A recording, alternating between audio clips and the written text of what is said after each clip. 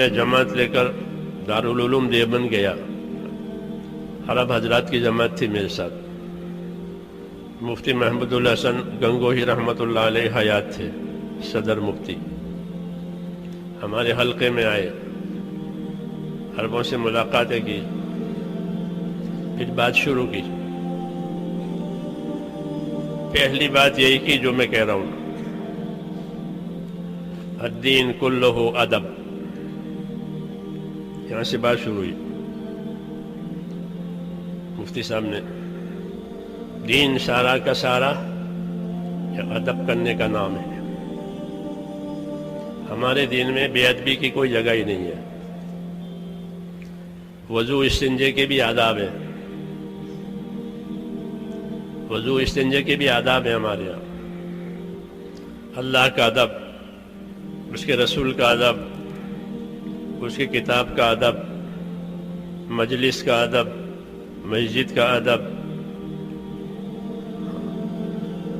اس لیے مفتی صاحب نے فرمایا کہ الدین کلہ ادب۔ بڑی فائدے کی بات ملی، علماء کی صحبت، علماء سے فائدہ اٹھانا، ان کے علوم سے، ان کے عمل سے ایسا نفع ملتا ہے جیسا زمین کو پانی سے نفع ملتا ہے۔ ہاں، کیونکہ علم تو وہی بتائیں گے اور عمل بھی وہی بتائیں گے۔ کتاب پڑھ لو تو علم ضرور آئے گا، لیکن عمل کی جگہ خالی رہے گی۔ اس لیے اللہ کتاب بھی اتارتے ہیں اور رسول بھی بھیجتے ہیں، دونوں۔ کہ خالی کتاب ہی نہیں کہ معلومات ہو جائیں، لٹریچر ہو جائیں، ٹھیک ہے، اس کے ساتھ عمل کی شکل ہونی چاہیے۔ تو عمل کی شکل، اس کے لیے اللہ تعالیٰ آدمی بھیجتے ہیں اپنا رسول۔ وہ ہمارا ہی آدمی ہوتا ہے، بنی آدم میں سے ہے۔ وہ عمل کی شکل تیار کرتا ہے کہ دیکھو یہ حکم ہے، اس کا عمل یہ ہے، اس کے حکم ہے، اس کا عمل یہ ہے۔ ایک کتاب، ایک انسان، اس کو کہتے ہیں اتباع۔ وحی کا اتباع کرو۔ یہ کیسے؟ کہ رسول کی تابعداری سے۔ رسول بتائیں گے آداب کیا ہے، احکام کیا ہے، منع کیا ہے، صحیح کیا ہے۔ تو دین ہمارا سارا ادب کرنے کا نام ہے۔ اور ادب کے معنی تکلفات نہیں ہے، جیسے آج کل تکلفات ہو گئے ہیں۔ تکلفات کا نام ادب۔ شکر کے بیٹھ جائیں گے، شکر کے کھڑے ہو جائیں گے، ہاں، اس کو تکلفات کہتے ہیں۔ ادب تو تعظیم کرنے کا نام ہے، حکم کی تعظیم۔ عبداللہ بن مسعود مسجد میں داخل ہو رہے تھے، دروازے پر پہنچے، حضور صلی اللہ علیہ وسلم ممبر پر تھے، ممبر سے فرمایا اجلسو، بیٹھ جائیے۔ دروازے پر پہنچے تھے اور بیٹھ جائیے کان میں پڑا، وہیں بیٹھ گئے۔ کیوں؟ کہ حکم ہو گیا بیٹھ جائیے، اب چلنے کی جگہ نہیں ہے، دروازے پر بیٹھ گئے۔ حکم کی تعظیم ہے یہ۔ حضور صلی اللہ علیہ وسلم دیکھا کہ آدمی دروازے پر بیٹھ گیا ہے میری بات سن کر، تو آپ نے بلا لیا، عبداللہ آگے آ جاؤ، تو آگے آئے۔ حکم کی تعظیم۔ اور اس سے آگے ایک دفعہ ایسے ہی ممبر پر بیٹھ کے فرمایا بیٹھ جائیے، تو عبداللہ ابن رواحہ قریب کے محلے میں تھے، قریب مسجد نبی سے محلہ تھا، قریب بنو غنم کا محلہ کہلاتا تھا۔ مسجد کی دیواریں چھوٹی چھوٹی تھی، آواز باہر جاتی تھی، تو انہوں نے محلے میں آواز سنی بیٹھ جائیے، وہیں بیٹھ گئے، وہیں بیٹھ گئے۔ کیا بات ہوئی؟ کہ حکم آیا بیٹھ جائیے۔ اللہ کے حکموں کی تعظیم اور تعظیم سے اس پر عمل کرنا، تو وہیں بیٹھ گئے۔ لوگوں نے حضور سے عرض کیا کہ عبداللہ بن رواحہ بنو غنم میں تھے، آپ کی آواز سن کر وہیں بیٹھ گئے۔ آپ نے خوش ہو کر کے ان کو دعا دی کہ اللہ تعالیٰ ان کی اطاعت کی رغبت اور زیادہ کرے، بات ماننے کا اور ان کو شوق دے اللہ. تو یہ ہمارا کام ہے میرے دوستو، یہ کوئی رسمی چیزیں نہیں ہیں، آداب ہے، احکام ہے، ذمہ داریاں ہیں، اور یہ ساری کی چیزیں ذمہ داری سے اور امانت داری سے پوری کی جائے گی، تب یہ دین بنے گا. اخلاص بھی شرط ہے، اخلاص کے ساتھ کام کریں، ایک اللہ کو راضی کرنے کے لیے، اور کوئی غرض نہیں ہے. کوئی پوچھے تو کوئی نہ پوچھے تو کام کرنا ہے. ہم کو نہیں پوچھا کہ کوئی بات نہیں پوچھا تو ہم کام کریں گے. صحابہ یہ کہتے تھے کہ ہم نے اللہ کے رسول صلی اللہ علیہ وسلم کے ہاتھ میں ہاتھ دے کر قول قرار کیا ہے، بیعت کی ہے کہ ہم بات سنیں گے اور مانیں گے، جو حکم آئے گا اسے سنیں گے اور مانیں گے. کس حال میں؟ کہ ہر حال میں. اللہ غریب بنائیں گے تو بھی بات مانیں گے، اللہ مالدار بنائیں گے تو بھی بات مانیں گے. ہمارا جی چاہے گا اور کام بھی ملا تو بھی کام کریں گے اور بات مانیں گے. جی نہیں چاہتا تھا اور کام ذمے میں آیا کہ تو بھی کام کریں گے، بات مانیں گے. 4. 5ویں بات، وعلی اثرۃ علینا بایانا رسول اللہ صلی اللہ علیہ وسلم علی السمع والطاعہ فی العسر والیسر والمنشۃ والمکرہ وعلی اثرۃ علینا. یہ 5ویں بات کہ کوئی ہم کو آگے کرے تو بھی ہم بات مانیں گے، کوئی ہمیں پیچھے کر دے تو بھی بات مانیں گے، کوئی ہمیں پوچھے تو بھی بات مانیں گے، کوئی ہمیں نہ پوچھے تو بھی بات مانیں گے. یہ مخلصین کی اطاعت کہلاتی ہے. کس کی؟ مخلصین، اخلاص والوں کی اطاعت، اخلاص والوں کی تابعداری، کہ ہم کو کوئی نہیں پوچھتا کہ کوئی بات نہیں، ہم تو اللہ کے لیے کرتے ہیں، اللہ دیکھ رہا ہے. تو پوچھ موچھ یا نہیں ہے. ہاں باقی تمام کاموں میں پوچھ بھی ہے، موچھ بھی ہے. جی ہاں، اس کو خوب یاد رکھیں کہ پوچھ نہیں پیچھے اور موچھ بھی نہیں. جی ہاں، یہ سب کو سننے کے بعد یہ کام تو صرف اللہ کو راضی کرنے کے لیے کرنا ہے. کہ حضور نے فرمایا کہ وہی قبول ہوگا جو خالص اللہ کے لیے کیا گیا ہوگا.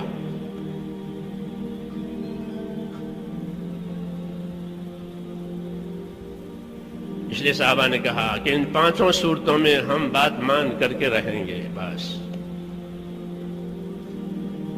یہ ہم کو آگے کرے تو ہم کو پیچھے کرے تو ہم کو دے تو نہ دے تو کہ دوسروں کو دیا ہم کو نہیں دیا،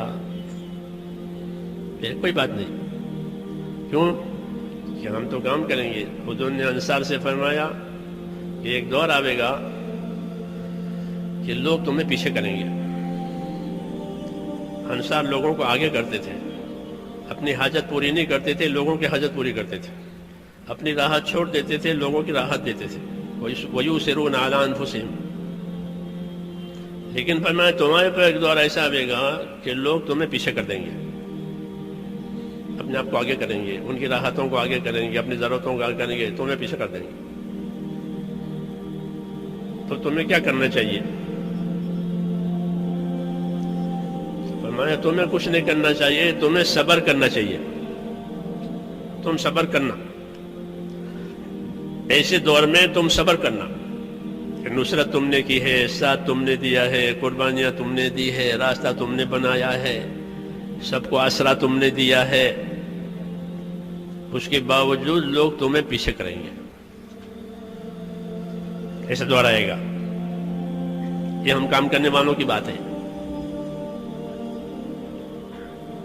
تم کیا کرو گے کہ ان سے لڑنا نہیں ہے، ان سے جھگڑنا نہیں ہے، ان شکایت نہیں کرنی ہے، بلکہ تم صبر کرنا، اور تمہارا بدلہ میں حوض کوثر پر اللہ سے قیامت میں دلوا دوں گا. یہ فرمایا کہ تمہارا بدلہ جو ہے وہ حوض کوثر پر اللہ تعالیٰ سے تم کو میں دلا دوں گا.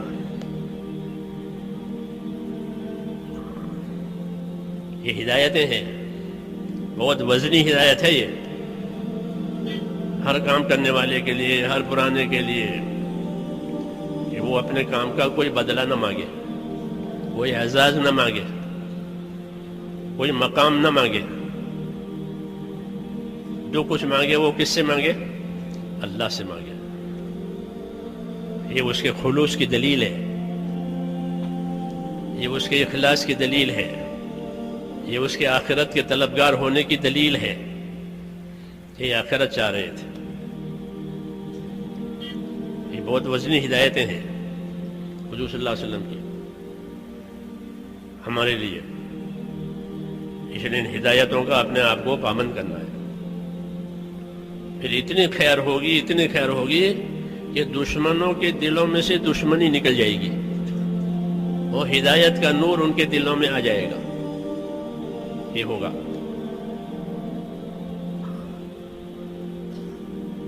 کیونکہ یہ کام ہے ہی صبر آزما، صبر کرنے کا کام ہے. یہ شوق پورا کرنے کا کام نہیں ہے. دین کے کام شوق پورا کرنے کے لیے نہیں ہوتے. شوق سے کام نہیں کیا جائے گا، فکر سے کام کیا جائے گا. جیسے قرض دار کو قرض کی فکر ہوتی ہے، میرا قرضہ ہے، مجھے دینا ہے، تاریخ آ گئی ہے، تو وہ فکر مند ہو جاتا ہے. اس کو نیند نہیں آتی،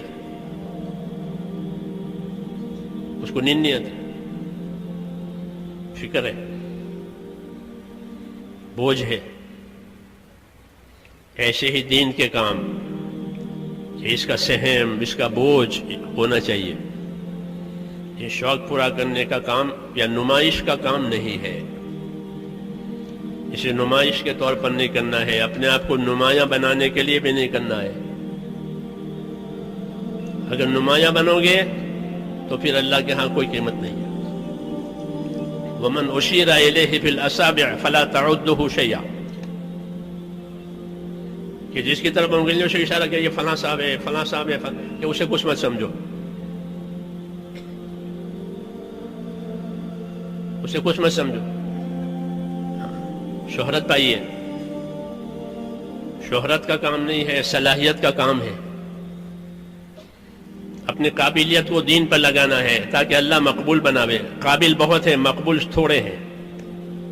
قابل بہت لوگ ہیں دنیا میں، لیکن مقبول شاذ، مقبول تھوڑے. تو ہمیں تو مقبول بننا ہے. اس لیے دین کے کام کے شوق سے نہیں کیے جائیں گے. یہ بیان کرنے کا شوق ہے، یہ شوق کا بیان نہیں ہوتا. امت کی خیر خواہی کا بیان ہوتا ہے. امت کو دین سمجھانا ہے، شوق نہیں پورا کرنا ہے. امانت ہے کہ امت کو دین سمجھاؤ، امت کو دین سکھاؤ. وہ لائنیں دوسری ہیں جس میں شوق پورے کیے جاتے ہیں، جن میں اپنے آپ کو نمایاں کیا جاتا ہے. وہ لائنیں دوسری ہے، وہ دنیا میں ہے. ہمارے ہاں تو دین کے کاموں میں کہ اخفاء بہتر ہے اظہار سے. چپ کے صدقہ کرے، چپ کے صدقہ کرے، سیدھے ہاتھ سے صدقہ کرے اور دوسرے ہاتھ کو خبر نہ پڑے. یہ صدقہ ظاہری صدقے سے افضل ہے. ان تبدوا الصدقات فنعما ہی، کہ اگر تم ظاہر کر کے صدقہ دے دو کہ یہ بھی ٹھیک ہے. وَإِن تُخْفُوهَا وَتُؤْتُوها الْفُقَرَاءَ فَهُوَ خَيْرٌ لَكُمْ، تو اگر تم اپنے صدقے کو چھپاؤ، چپکے سے فقیروں کو دے دو، یہ تمہارے لیے بہت بہتر ہے. تو ہر آدمی کا ہر عمل اس کا صدقہ ہے. جیسے مال صدقہ ہے، ایسا ہر آدمی کا نیک عمل اس کی زندگی کا صدقہ ہے. اس کا جتنا یہ اخفا کر سکتا ہے، ہاں پوشیدہ کر سکتا ہے، یہ اس کے اظہار سے بہتر ہے. اظہار تو ضرورت کے لیے کرنا پڑتا ہے، جیسے فرض نماز جماعت سے پڑھی جائے گی، فرض ہے کہ اظہار کر کے پڑھو تاکہ اور لوگ بھی پڑھیں، ورنہ کہ اپنی نیکیوں کو ایسے چھپاؤ جیسے اپنے گناہوں کو چھپاتے ہو.